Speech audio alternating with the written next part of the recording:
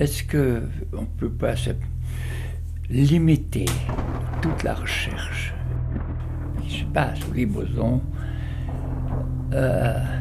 limiter à la question quel est le sens de notre existence, pourquoi est-ce qu'on est vraiment là, surtout quand on se considère la place minuscule qu'occupe notre habitacle, cette planète, dans l'univers.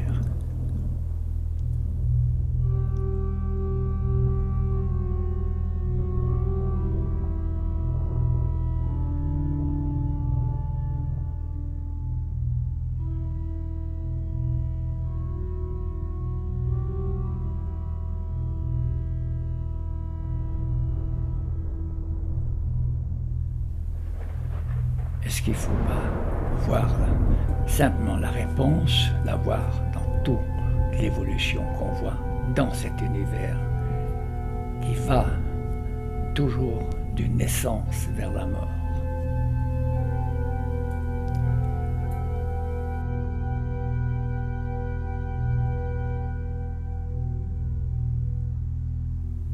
C'est-à-dire que tout est en mouvement.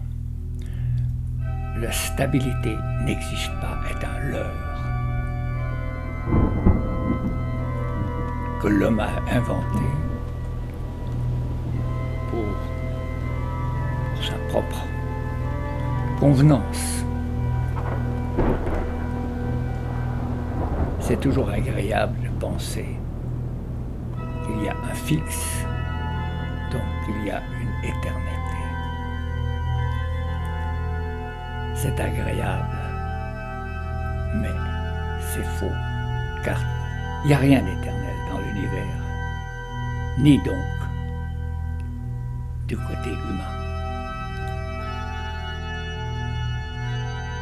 Quand on le sait, c'est peut-être une constatation désagréable, mais qui a jamais prétendu que le sens de la vie est l'agréable?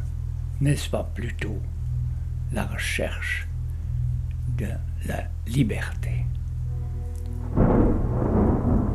N'est-ce pas là notre seule puissance d'être en harmonie justement avec cet univers qui est périssable, de reconnaître, d'avoir le courage d'accepter que nous ne sommes pas éternels.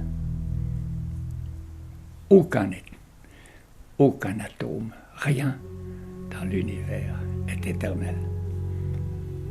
Tout va vers sa fin.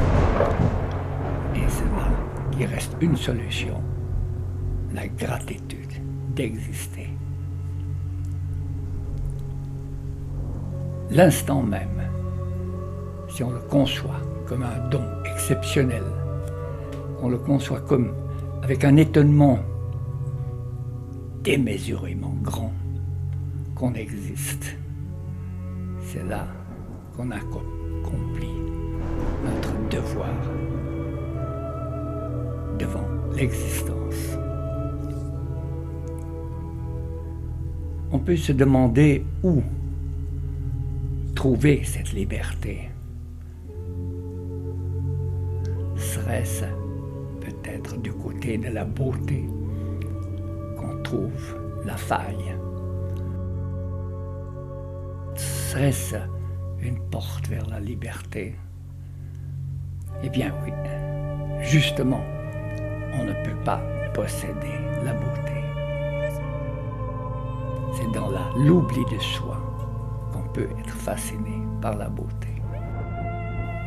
On oublie son ego, son importance. Et c'est la porte vers la puissance, en d'autres mots, la liberté, la vraie puissance.